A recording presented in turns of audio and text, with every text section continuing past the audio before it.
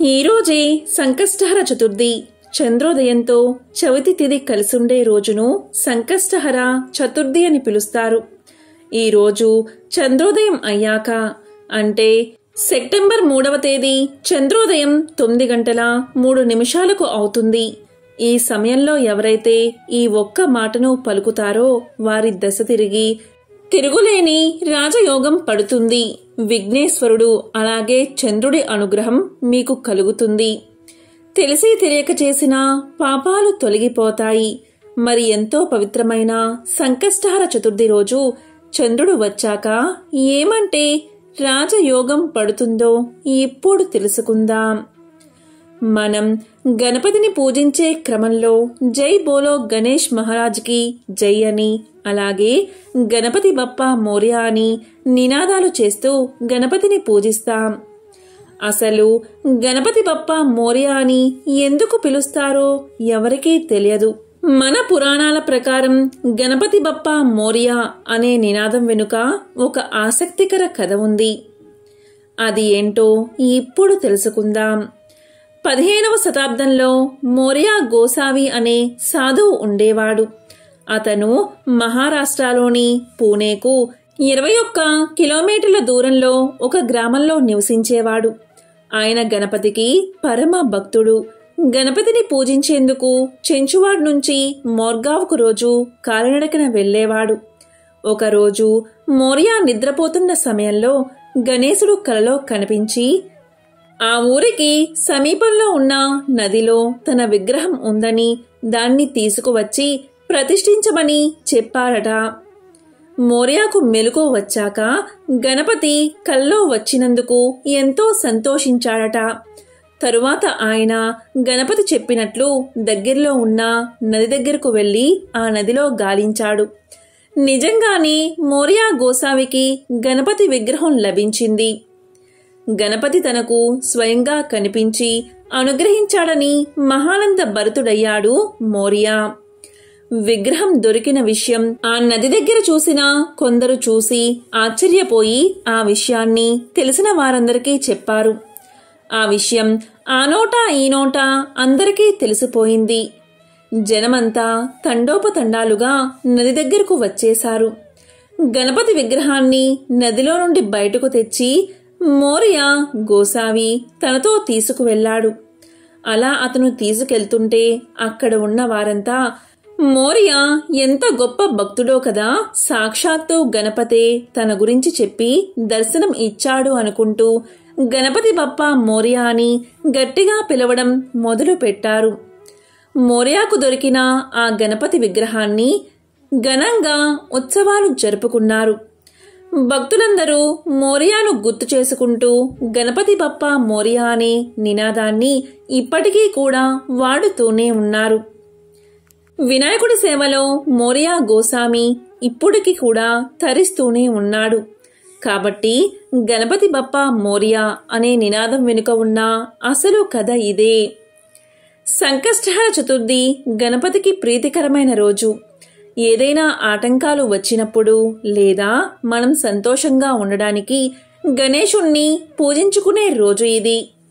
ప్రతి మాసంలో బహుళ పక్షంలో వచ్చే చవితి రోజు చంద్రోదయంతో చవితి తిథి ఉండే రోజున సంకష్టహర చతుర్థిగా జరుపుకుంటారు.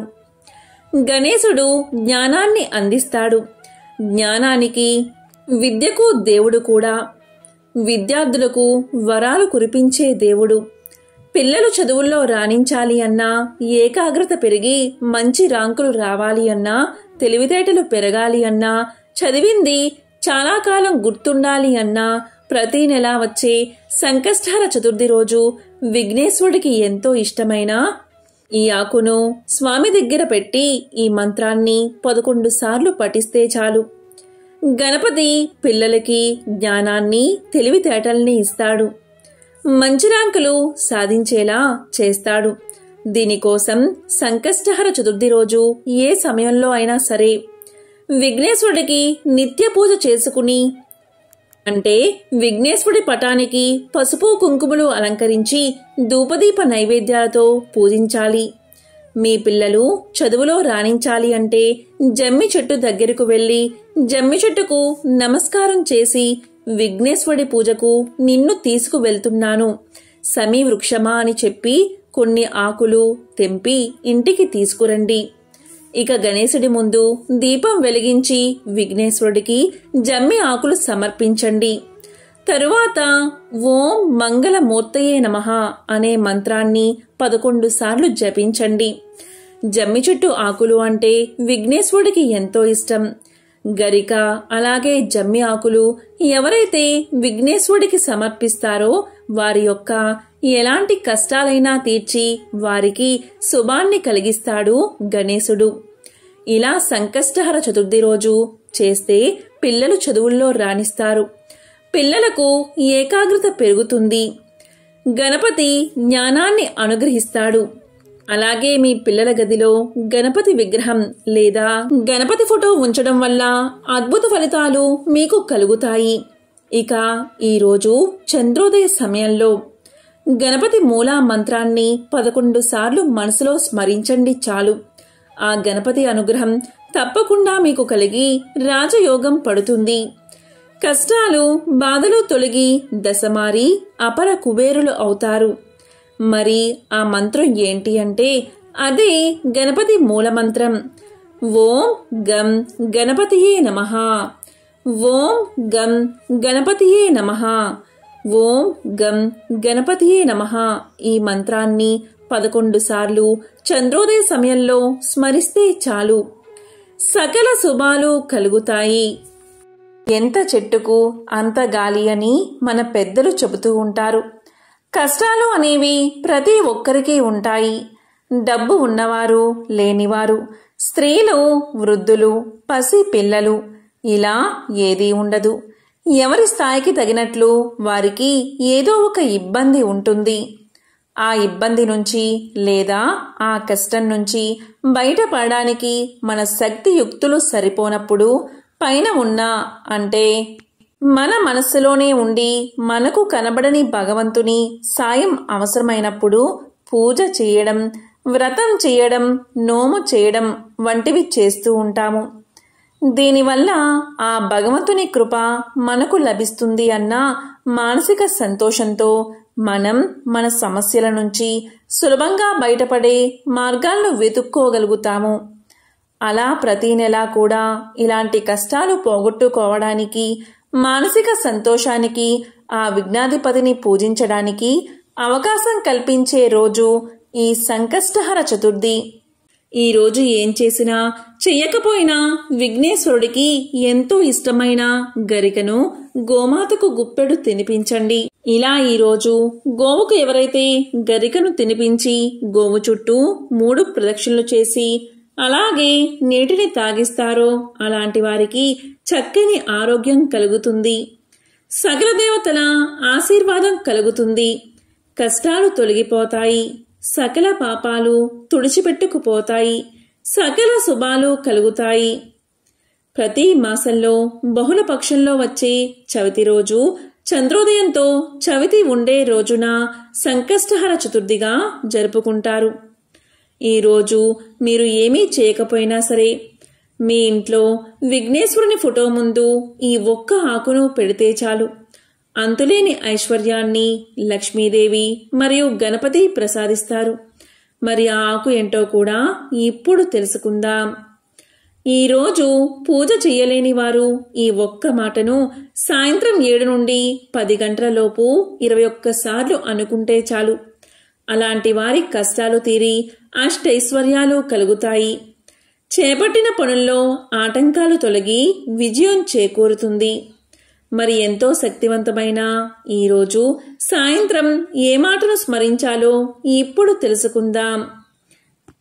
సంకష్టహర చవితి వ్రతాన్ని 3, 5, 11 లేదా 21 నెలల పాటు ఆచరించాలి. ఈ వ్రతాన్ని బహుళ చవితి నాడు ప్రారంభించాలి. వ్రతాచరణ రోజున ప్రాతకాలమే తల స్నానం చేసి ఆ తరువాత గణపతిని పూజించాలి. 1/2 మీటరు పొడవు ఉన్న తెలుపు లేదా ఎరుపు రవికల గుడ్డ ముక్క తీసుకుని వినాయకుడి ముందు పెట్టి దానిని పసుపు కుంకుమలతో అలంకరణ చేయాలి.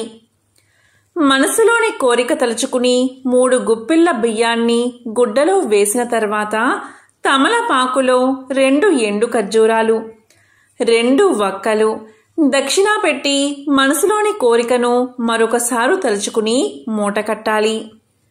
తరువాత సంకటనాశన గణేశ స్తోత్రం అలాగే సంకటహర చతుర్థి వ్రతకథను చదవాలి. ఈ మూటను స్వామి ముందు పెట్టి ధూపం వెలిగించి కొబ్బరికాయ లేదా పళ్ళు స్వామికి నివేదించాలి. తరువాత గణపతి ఆలయానికి వెళ్ళి 3 లేదా 11 లేదా 21 ప్రదక్షిణ చేయాలి. శక్తానుసారం గరిక పూజను కానీ గణపతి హోమాన్ని కానీ చేయించుకోవచ్చు. సూర్యుడు అస్తమించే వరకు పూజ చేసిన వినాయకుడిని కదపకూడదు. సూర్యుడు అస్తమించిన తరువాత స్నానం చేసి దీపాన్ని వెలిగించి తిరిగి వినాయకుడికి లఘువుగా పూజ చేయాలి. నియమం పూర్తయిన తరువాత వినాయకుడికి కట్టిన ముడుపు బియ్యంతో పొంగలి చేసి స్వామికి నివేదించి సాయంత్రం తినాలి. ఎవరైతే భక్తి శ్రద్ధలతో సంకష్టహర వ్రతాన్ని ఆచరిస్తారో వారి జీవితంలో ఉన్న కష్టాలన్నీ తొలగి సర్వకార్యసిద్ధి విజయము లభిస్తాయి. సంకటహర చతుర్థి రోజు సాయంత్రం సమయంలో విఘ్నేశ్వరుణ్ణి సంకష్టహర చతుర్థి వ్రతకల్పం ద్వారా పూజించాలి. ఈ రోజు కుడుములు ఉండ్రాళ్లను స్వామికి నైవేద్యంగా సమర్పించడం వల్ల విఘ్నేశ్వరుడి యొక్క అనుగ్రహం మీకు లభిస్తుంది. ఈ రోజు సంకటనాశన గణేశ స్తోత్రాన్ని పఠిస్తే కష్టాలు తొలగి శుభ ఫలితాలు కలుగుతాయి. ఈ వ్రతంలో విఘ్నేశ్వరుని గరికతో పూజించడం వల్ల శుభ ఫలితాలు కలుగుతాయి. ఇలా సంవత్సరంలో వచ్చే 11 సార్లు ఎవరైతే సంకటహర చతుర్థి వ్రతాన్ని ఆచరిస్తారో వారికి విఘ్నేశ్వరుడి ఆశీర్వచనం తప్పకుండా లభిస్తుంది. వారు చేపట్టే ప్రతి కార్యంలో విజయప్రాప్తి కలిగి అనేక కోరికలు నెరవేరతాయని పురాణాలు తెలియచేస్తున్నాయి. విఘ్నేశ్వరుడు అంటేనే గణనాయకుడు, గణాధ్యక్షుడు. సంకష్టహర చతుర్థి రోజున పూజను ఏ సమయంలో అయినా చేసుకోవచ్చు. కాకపోతే 11 గంటలలోపు చేసుకుంటే ఎంతో మంచిది. స్వామికి ముడుపు కట్టడం ద్వారా మన కోరికలను తెలియచేస్తూ కొంచెం గరికను సమర్పించాలి. ఈ ముడుపు కట్టిన తర్వాత ప్రతి నెల వచ్చే సంకటహర చతుర్థి రోజున స్వామికి దీపారాధన చేసి కొద్దిగా గరికను సమర్పిస్తూ ఉండాలి. ఈరోజు పూజలో కొబ్బరి నూనెతో దీపారాధన చేస్తే ఎంతో మంచిది. అలాగే స్వామికి ధూపం కూడా చూపించాలి. స్వామికి ఈరోజు పూజను చేసుకునేటప్పుడు ఎర్రటి పువ్వులు అలాగే ఎర్రటి అక్షింతలతో స్వామిని పూజిస్తే కోరిన కోరికలు తప్పకుండా నెరవేరతాయి.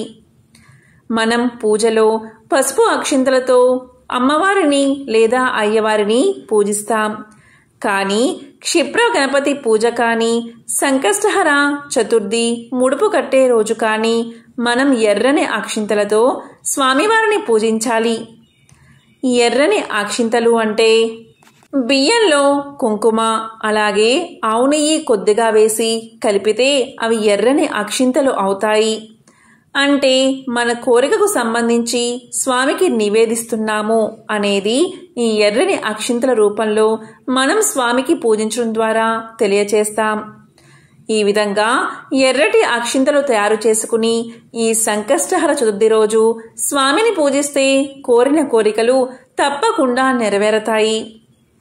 ఈరోజు సంకటనాశన గణేశ స్తోత్రాన్ని ప్రణమ్య శిరసాదేవం గౌరీపుత్రం వినాయకం భక్తమాసం స్మరే నిత్యం ఆయు కామార్థ సిద్ధయే ప్రథమం వక్రతుండంచ ఏకదంతం ద్వితీయకం తృతీయం కృష్ణ పింగాక్షం గజవక్తం చతుర్థకం లంబోదరం పంచమం చ షష్టం వికటమేవ చ సప్తమం విఘ్నరాజం చ ధూమ్రవర్ణం తదాష్టమం నవమం పాలచంద్రం చ దశమంతు వినాయకం ఏకాదశం గణపతిం ద్వాదశంతు గజాననం ద్వాదశ ఈతాని నామాని త్రిసంధ్య పఠేన్నరః నచ విఘ్నమయం తస్య సర్వసిద్ధికారకం ప్రభో.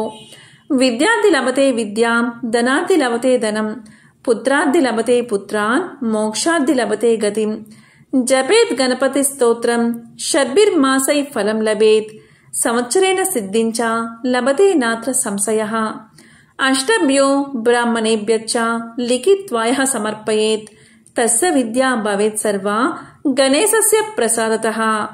ఇది శ్రీ నారద పురాణే సంకటనాశన గణేశ స్తోత్రం సంపూర్ణం అంటూ సంకటనాశన గణేశ స్తోత్రాన్ని కానీ లేకపోతే ఈ ఒక్క మంత్రాన్ని అంటే ఓం గణేశాయ నమః, ఓం గణేశాయ నమః అనుకుంటూ ఎర్రని అక్షింతలతో స్వామిని పూజించవచ్చు.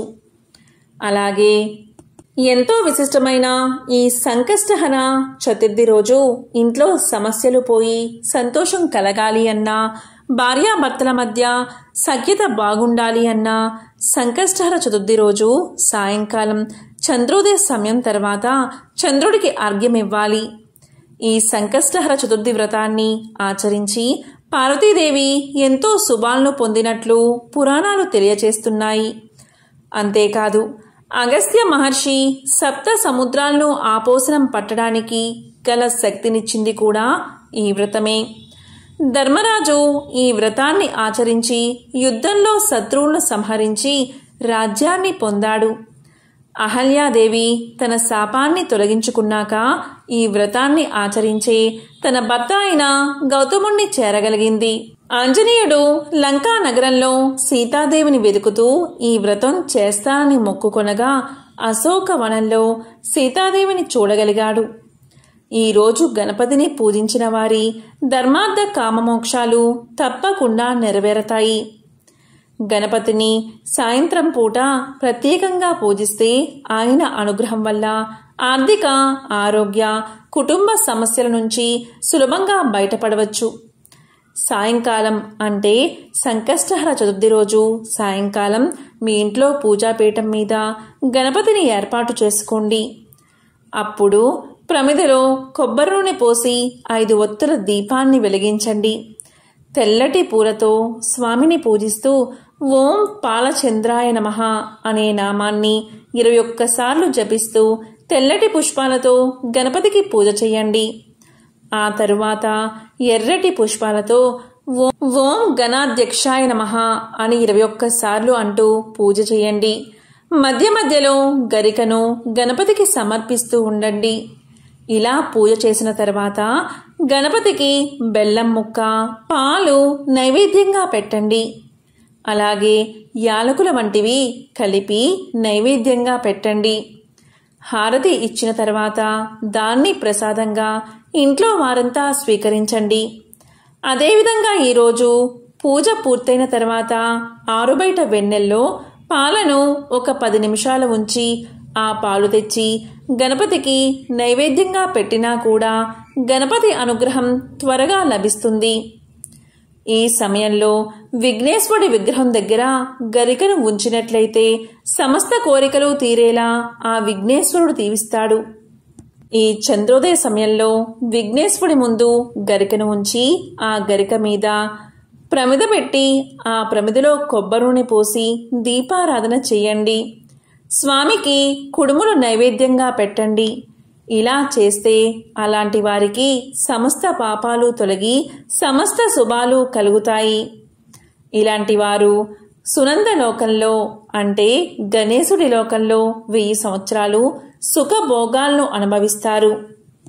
ఎంతో విశేషమైన సంకష్టహర చతుర్థి రోజు ఈ ఒక్క మంత్రాన్ని 21 సార్లు జపిస్తే సమస్త కోరికలు తీరి సకల శుభాలు కలుగుతాయి.